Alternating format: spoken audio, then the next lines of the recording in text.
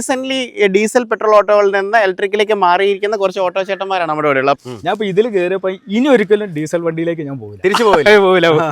കാരണം അത്രയ്ക്ക് ഇതായിട്ടുണ്ട്. ഞാനൊരു 1000-1500 രൂപയ്ക്ക് എങ്ങനെയാലും ഓടും. 50 രൂപയുടെ ചാർജിന് 1500 സുഖമായിട്ട് ഓടാനോ ആണോ പറ്റുമോ? അത് ഭയങ്കര വ്യത്യാസമാണല്ലോ. നല്ല വ്യത്യാസമുണ്ട് ആണല്ലേ? അല്ല, അത് മനസ്സിലാക്കിയോണ്ടാണ് ഇത് എടുത്തത് ആണല്ലേ? പിന്നെ വേറെ എന്തൊക്കെ കാര്യങ്ങളാണ് ഈ വാഹനത്തിൽ ഇഷ്ടപ്പെട്ടത്? ഇപ്പൊ വണ്ടി എടുത്തതിന് ഒരു മനസ്സിൽ ഈ പൈസ ഇങ്ങനെ വരുന്നതും കൊണ്ട് നല്ലൊരു സുഖമുണ്ട്.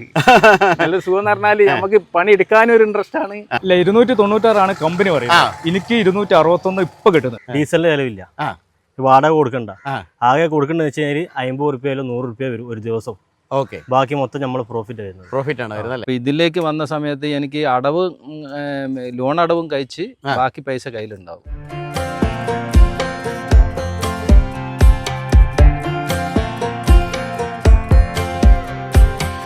Last time we talked, you had nothing to say. You chose to walk, give what we had away. I hope you get what you're looking for. But babe, with me, you close the door on everything we could have been. Don't go thinking we could be friends. No, you can't bring us back from the dead. എല്ലാ പ്രിയ കൂട്ടുകാർക്കും നമസ്കാരം. റൊമേഷോയുടെ ഏറ്റവും പുതിയ എപ്പിസോഡിലേക്ക് സ്വാഗതം. കഴിഞ്ഞ 7 വർഷങ്ങളായിട്ട് നമ്മൾ യൂട്യൂബിലും ഫേസ്ബുക്കിലും ഇൻസ്റ്റാഗ്രാമിലൊക്കെ കണ്ടന്റ് ക്രിയേറ്റ് ചെയ്തുകൊണ്ടിരിക്കുകയാണ്. കേരളത്തിലെ ഏറ്റവും കൂടുതൽ ഇലക്ട്രിക് ഓട്ടോ പ്രൊമോട്ട് ചെയ്തൊരു വ്യക്തി ഒരുപക്ഷെ ഞാനായിരിക്കാം. റൊമേഷോയിലാണ് ആദ്യമായിട്ട് ഒരു ഇലക്ട്രിക് ഓട്ടോയുടെ വീഡിയോ അന്നത്തെ കാലത്ത്, അതായത് 2019 കാലത്ത് വരുന്നത്.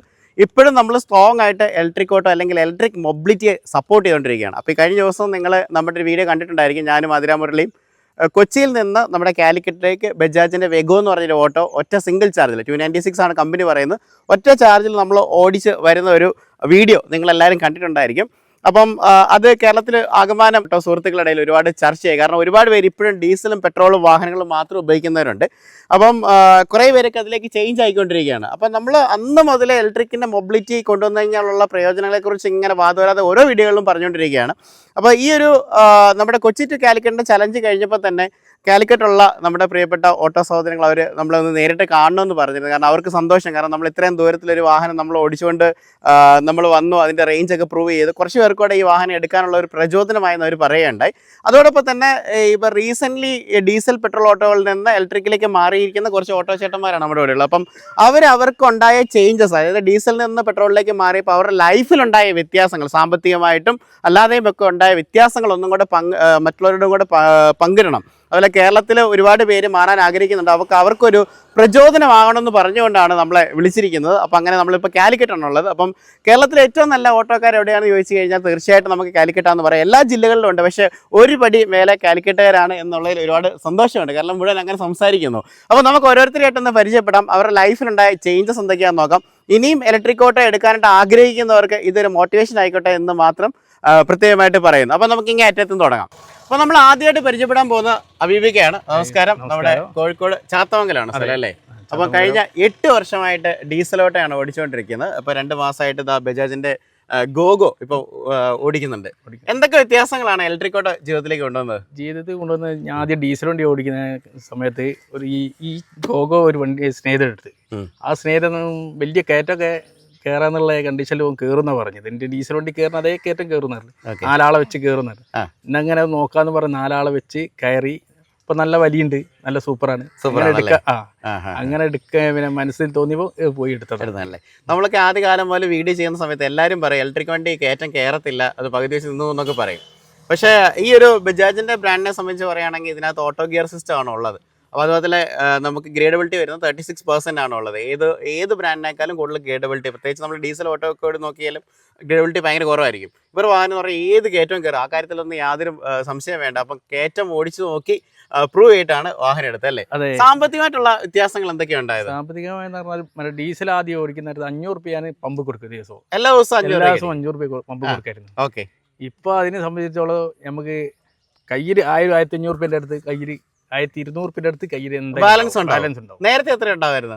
ആദ്യം 10, 600, 500 രൂപ അങ്ങനെയൊക്കെ ഉണ്ടായാലും ഒരു ദിവസം അത്ര ഉണ്ടാവുള്ളൂ. ഉണ്ടാവുള്ളൂ. അതാണ് ഇപ്പോൾ ഏകദേശം ഒരു 500-600 രൂപ നമുക്ക് അധികം കിട്ടുന്നത് അല്ലേ? കിട്ടുന്നേ. ഓക്കെ, അപ്പോൾ നോക്കി ഒരു ദിവസം 600 രൂപ 10 ദിവസം എന്ന് പറഞ്ഞു കഴിഞ്ഞാൽ 6000 രൂപയുടെ വ്യത്യാസം വന്നു അല്ലേ? അപ്പോൾ അങ്ങനെ വരും. പിന്നെ അത് നോക്കി ഒരു മാസത്തേക്ക് നോക്കി 10 രൂപയുടെ വ്യത്യാസമാണ് വന്നിരിക്കുന്നത്. അപ്പോൾ ഇത്രയും ചേഞ്ചസ് ആണ് ഈ ഒരു വാഹനം എടുത്തതിന് ശേഷം ഉണ്ടായിരിക്കുന്നത്. അതെ അതെ അല്ലേ? പിന്നെ വേറെ എന്തൊക്കെ കാര്യങ്ങളാണ് ഈ വാഹനത്തിൽ ഇഷ്ടപ്പെട്ടത്? ഇപ്പം വണ്ടി എടുത്തതിന് ഒരു മനസ്സിൽ ഈ പൈസ ഇങ്ങനെ വരുന്നതും കൊണ്ട് നല്ലൊരു സുഖമുണ്ട്. നല്ലൊരു സുഖം എന്ന് പറഞ്ഞാൽ നമുക്ക് പണി എടുക്കാനും ഒരു ഇൻട്രസ്റ്റ് ആണ്, എല്ലാം കൊണ്ട് ഒരു സുഖമാണ്. വണ്ടി ഓടിക്കാൻ ക്ഷീണമില്ല, എല്ലാം കൊണ്ട് സുഖമാണ് അല്ലേ?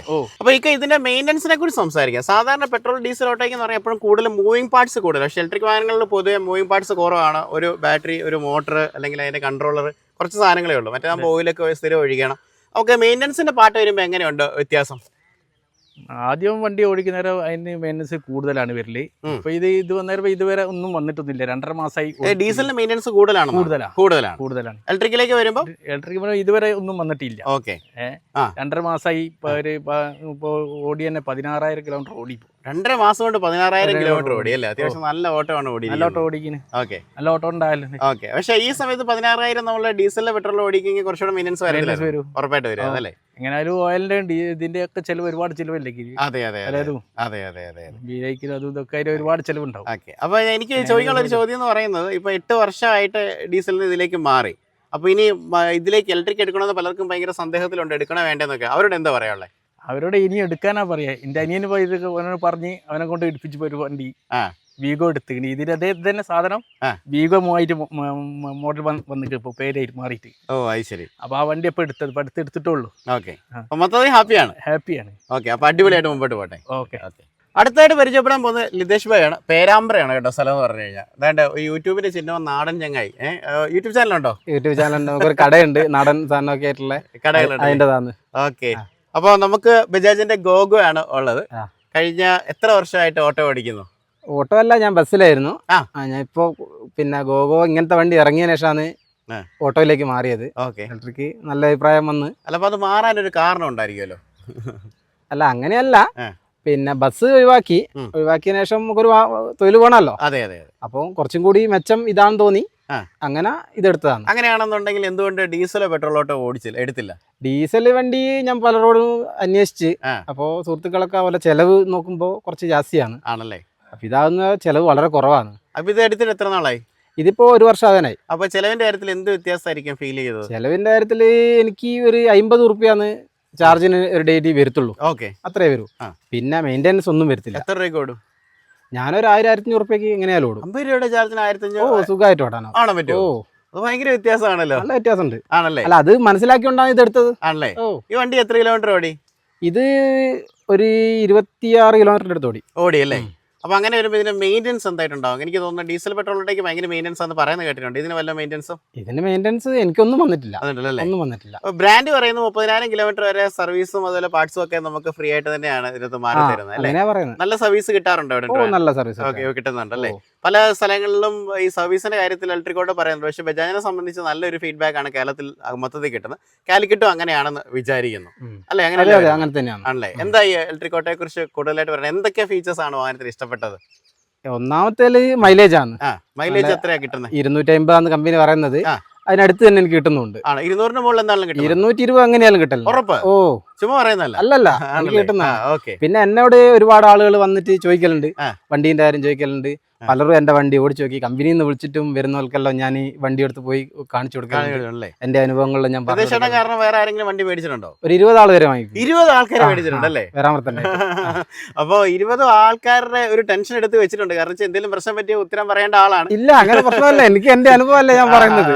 എനിക്ക് എന്റെ അനുഭവത്തിൽ ഒരു കുഴപ്പം വന്നിട്ടില്ല. അത് ഭയങ്കര സന്തോഷമാണ് കേട്ടോ. എടുത്ത വണ്ടി കാരണം 20 പേര് വണ്ടി എടുക്കാന്ന് പറയാം. അവരെല്ലാരും ഹാപ്പിയാണോ? എല്ലാവരും ഹാപ്പിയാണ്. എല്ലാവരും ഹാപ്പിയാണല്ലേ? നമ്മൾ കാണുന്നതാണ്. എല്ലാം കോഴിക്കോട് ഒക്കെ അടുത്തുള്ള ആളുകളാണ്. പിന്നെ നമ്മൾ വണ്ടിയും കൊണ്ട് ദൂരോട്ടെല്ലാം പോകുന്നേരവും ഇങ്ങനെ വന്നിട്ട് നമ്മളോട് ചോദിക്കുന്ന ഓട്ടോ ഡ്രൈവർമാർ തന്നെയാണ്. അപ്പോൾ ഇങ്ങനെ നമ്മളെ കാര്യങ്ങളെല്ലാം ചോദിക്കുമ്പോൾ ഓരോ ദിവസം ചെലവും കാര്യവും മറ്റേ വണ്ടീനെ വെച്ച് നോക്കുന്നേരം ഒരു 400 റുപ്യ എങ്ങനെയാലും ഡീസൽ അടിക്കണം. ഇത് ഫുൾ ലോൺ കയറിയാലും 400 റുപ്യ അടവടച്ചാൽ മതി. ഒരു ഡെയിലി മാറ്റി വെച്ചാൽ അടവ് തന്നെ പോയിക്കോളൂ. അപ്പൊ എന്തുകൊണ്ടും ഹാപ്പിയാണ്. 100% ഹാപ്പിയാണ്. കയറ്റമൊക്കെ കയറുന്നുണ്ടല്ലോ? കയറ്റം കയറുന്നതെന്ന് വെച്ചാല് പേരാമ്പ്ര തന്നെ ആപ്പ കയറാത്ത 1-2 സ്ഥലമുണ്ട്. അവിടെ ഒരു ഗ്യാസിന്റെ സിലിണ്ടർ കൊണ്ടുവച്ച് കൊടുത്താൽ നമുക്ക് 50 റുപ്യ കിട്ടും. ഒരു 1/2 കിലോമീറ്റർ പോകണ്ട. അത്രയും പിന്നെ ധൈര്യമായിട്ട് ആർക്കും എടുക്കാം. ആ.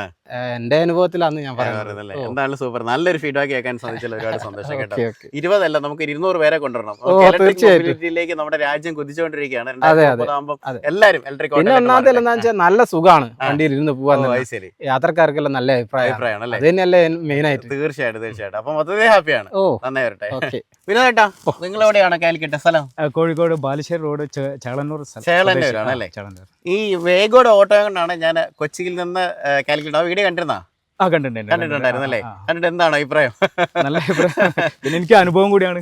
സന്തോഷം കേട്ടോ.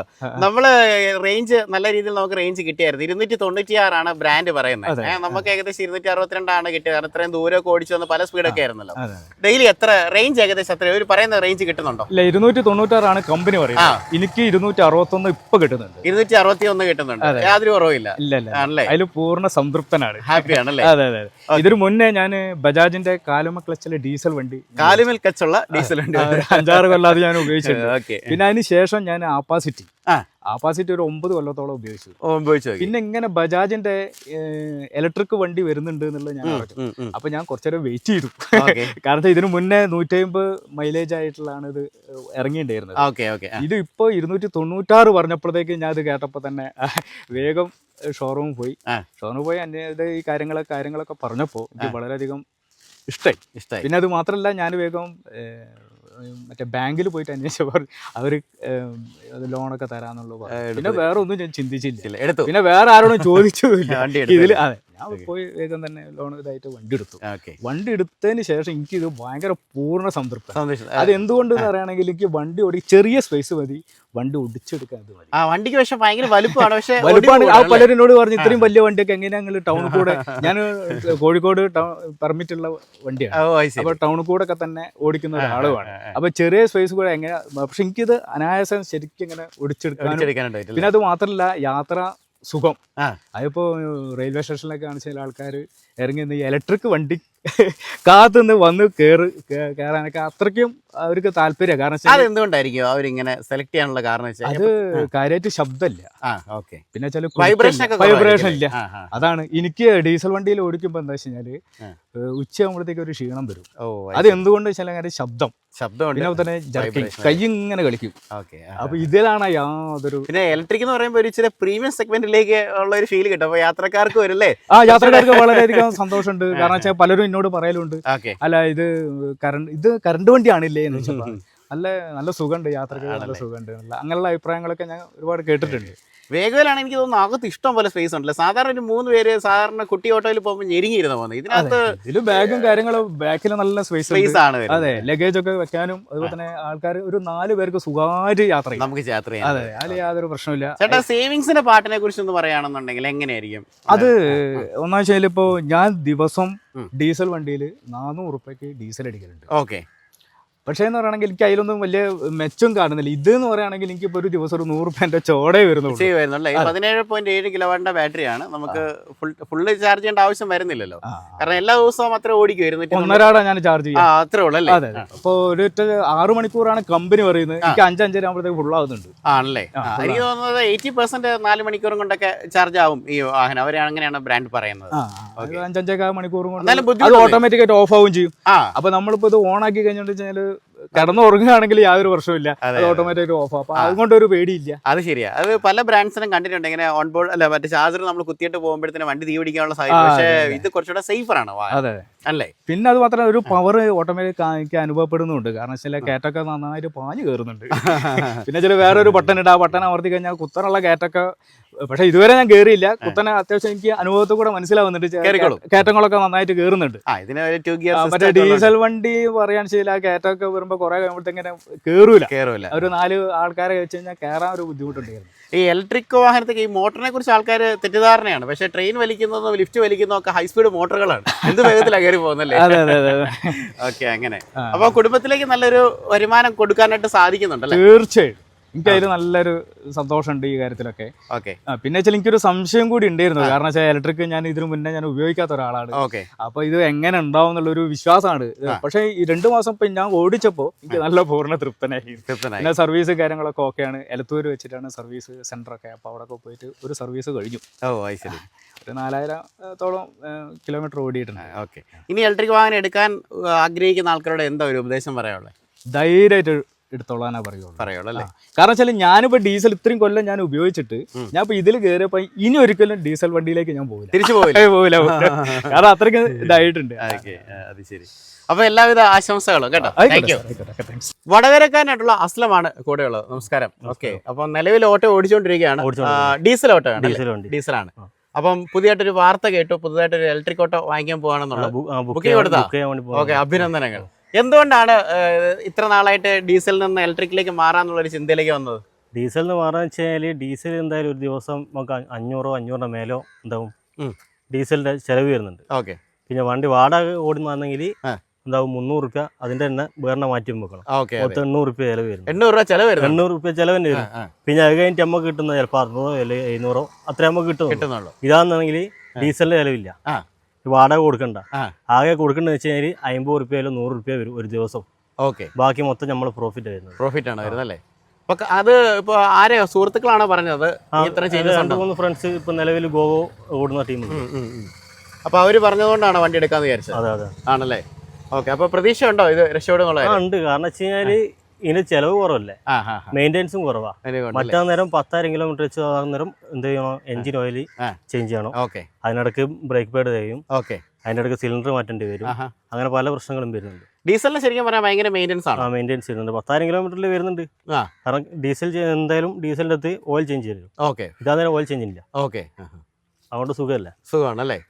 ഇലക്ട്രിക് ഓട്ടോ പൊതുവെ മെയിൻ്റെനൻസ് കുറവാണെന്നാണ് പറയുന്നത്. 30,000 കിലോമീറ്റർ വരെ വാഹനത്തിന് മെയിൻ്റെനൻസും അതുപോലെ പാർട്സ് ഒക്കെ ഫ്രീ അല്ലേ? അങ്ങനെയല്ലേ പറയുന്നത്? ആണല്ലേ? ഏത് വണ്ടിയാണ് ബുക്ക് ചെയ്തത്? ഗോഗോ, ബജാജിന്റെ ഗോഗോ. ബജാജ് ഫൈനലൈസ് ചെയ്യാൻ കാരണം എന്താ? ബജാജ് നേരം ഇനി ഗിയർ വരുന്നുണ്ട്. മാത്രമല്ല പുള്ളിങ്ങും അത്യാവശ്യമുണ്ട്. ഞാൻ പല വണ്ടിയും ചെയ്തേക്ക് ഇതിന്റെ മുന്നേ ഓടിച്ച് നോക്കുകയും ചെയ്തേക്ക്. എൻ്റെ ഫ്രണ്ടിന്റെ ഒരു വണ്ടിയുണ്ട് ഗോഗോ. അത് ഓടിച്ച സമയത്ത് അത്യാവശ്യം നല്ല കംഫർട്ടാണ്, വണ്ടി ഓടിക്കാനും ഇഷ്ടപ്പെട്ടു. വണ്ടികളിലെ പാസഞ്ചർക്കും നല്ല സുഖമുണ്ട്. അതുകൊണ്ട് കയറ്റവും അത്യാവശ്യം നല്ലോണം കയറുകയും ചെയ്യുന്നുണ്ട്. ആണല്ലേ? ലോണിന്റെ കാര്യങ്ങളൊക്കെ എങ്ങനെയാണ്? ലോണിന്റെ വേ അപ്രൂവ് ആവുന്നുണ്ട്, പെട്ടെന്ന് അപ്രൂവ് ആവുന്നുണ്ട് അല്ലേ? അല്ല, വലിയ ബുദ്ധിമുട്ടുകളൊന്നും ഇല്ല. അത്യാവശ്യം സിവിൽ സ്കോളും കാര്യങ്ങളൊക്കെ ഉണ്ടെന്നുണ്ടെങ്കിൽ പെട്ടെന്ന് തന്നെ അപ്രൂവ് ആവുന്നുണ്ട്. ലോൺ കിട്ടിക്കഴിഞ്ഞാൽ മാസം എന്തായാലും അടവ് വരുമായിരിക്കും? ഒരു 8 റേഞ്ചിൽ വരുന്നത്. അപ്പൊ ദിവസം ഒരു 300 ലാഭമാണെന്നുണ്ടെങ്കിൽ 3 ആഴ്ചത്തെ പൈസ മതി ലോൺ അടയ്ക്കാൻ. അതിലും കൂടുതൽ കിട്ടും അല്ലേ? ഓ, അടിപൊളി. അപ്പൊ പുതിയ ഓട്ടോ ആയിട്ട് അടിച്ചു പൊളി കേട്ടോ. നല്ല ഐശ്വര്യമുള്ള ഒരു അടിപൊളി ഓട്ടോ രതീഷ് ചേട്ടാ. നല്ല രസമുണ്ട് ഓട്ടോ കാണാൻ. ശ്രീകൃഷ്ണ പ്രത്യേകിച്ച് എടുത്തു പറയണ്ട, ഇതുവരെ കണ്ടിട്ടുള്ള ഓട്ടോകൾ വ്യത്യസ്തമായിട്ടുള്ള കുറെ വർക്കുകളൊക്കെ ചെയ്തിട്ടുണ്ട്. എവിടെ ഈ വർക്കൊക്കെ ചെയ്തത്? ഇത് പേരാമ്പ്രയിൽ നിന്നാണ് വർക്ക്. പേരാമ്പ്രയാണോ സ്ഥലം? പേരാമ്പ്രക്കടുത്ത് ചങ്ങരോത്താണ്. ആണല്ലേ? നിലവിൽ നിങ്ങൾ കുറെ വർഷങ്ങളായിട്ട് ഡീസൽ ഓട്ടോ ഓടിച്ചോണ്ടിരുന്ന ആളല്ലേ? 13 വർഷമായിട്ട് ഡീസൽ വണ്ടി ഓടിച്ചോണ്ട്. 13 വർഷമായിട്ട്. ഓക്കെ. ഇപ്പൊ എത്ര നാളായി വണ്ടി എടുത്തിട്ട്? ഇപ്പൊ ഈ 1.5 മാസമായിട്ടുള്ളൂ. 1.5 മാസമായിട്ടുള്ളൂ. എന്തുകൊണ്ടായിരിക്കും ഒരു ഇലക്ട്രിക് ഓട്ടോയിലേക്ക് വന്നത്? ഇലക്ട്രിക് ഓട്ടോയിൽ വന്ന മുഖ്യ കാരണം മൈലേജ് തന്നെയാണ്. മൈലേജ് ആണ്. ഇത് വേഗമല്ലേ? 296 കിലോമീറ്റർ അവർ. നിങ്ങൾക്ക് എത്ര കിട്ടുന്നുണ്ട്? ഇത് എനിക്ക് ഏകദേശം 250 അടുത്ത് കിട്ടുന്നുണ്ടല്ലേ? ഏകദേശം 250.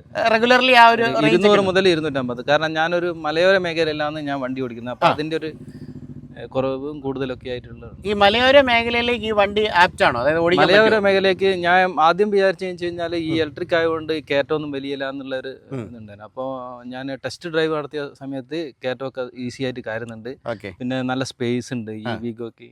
ഇതിനകത്ത് 2 ഗിയറുള്ള കാര്യമൊക്കെ അറിയാം, ഓട്ടോ ഗിയറുള്ള കാര്യമൊക്കെ അറിയാം. ഓട്ടോ ഗിയറുള്ള കാര്യം ഈ ടെസ്റ്റ് ഡ്രൈവ് നടത്തിയ സമയത്താണ് അറിയുന്നത്. വേറൊരു ബ്രാൻഡിന് ഇല്ലാത്തൊരു കാര്യമാണ് ബജാജിന്റെ വേഗോയ്ക്ക് ഓട്ടോ ഗിയർ ഉണ്ട്. ഓട്ടോ ഗിയർ എന്ന് പറയുമ്പോൾ ഓട്ടോമാറ്റിക് ഷിഫ്റ്റിംഗ് ആണ് നടക്കുന്നത്. എത്ര വലിയ കയറ്റം കയറും? 36 ഡിഗ്രീസ് ആണ് അതിന്റെ ഗ്രേഡബിലിറ്റി എന്ന് പറയുന്നത്. കയറ്റം കയറുന്ന മേഖലകൾക്കൊക്കെ അല്ലെങ്കിൽ മലയോര മേഖലകൾക്ക് ഏറ്റവും ആപ്റ്റ് ആയിട്ടുള്ള ഒരു വാഹനമാണ്. പിന്നെ എങ്ങനെയുണ്ട് സാമ്പത്തികമായിട്ടുള്ള മെച്ചം? എങ്ങനെ? സാമ്പത്തികമായി വലിയ മെച്ചം തന്നെയാണ്. കാരണം എന്ന് വെച്ച് കഴിഞ്ഞാൽ ഏകദേശം 350-400 രൂപയുടെ ഡീസലാണ് ഞാൻ അടിച്ചോണ്ടിരുന്നത് ഡീസൽ വണ്ടിക്ക്. ഇപ്പൊ ഇതിലേക്ക് വന്ന സമയത്ത് എനിക്ക് ലോൺ അടവും കഴിച്ച് ബാക്കി പൈസ കയ്യിലുണ്ടാവും. ആണല്ലേ? കാരണം ഇപ്പൊ ബാങ്കുകളൊക്കെ മുദ്ര ലോണും അതേപോലെ പിന്നെ മറ്റേ സ്വയം തൊഴിലിന്റെ ലോണുകളൊക്കെ കൊടുക്കുന്നുണ്ട്. അപ്പൊ അത് കാരണം വെച്ച് കഴിഞ്ഞാൽ സബ്സിഡിയും കാര്യങ്ങളൊക്കെ ഉള്ളത് കൊണ്ട് പിന്നെ എനിക്ക് 5 ദിവസം കൊണ്ട് തന്നെ ലോണ് പാസ്സായി. 5 ദിവസം കൊണ്ട് 5 ലോൺ ദിവസം പാസ്സായി. അല്ലെങ്കിൽ വലിയ ബുദ്ധിമുട്ടൊന്നും ഇല്ല അല്ലേ?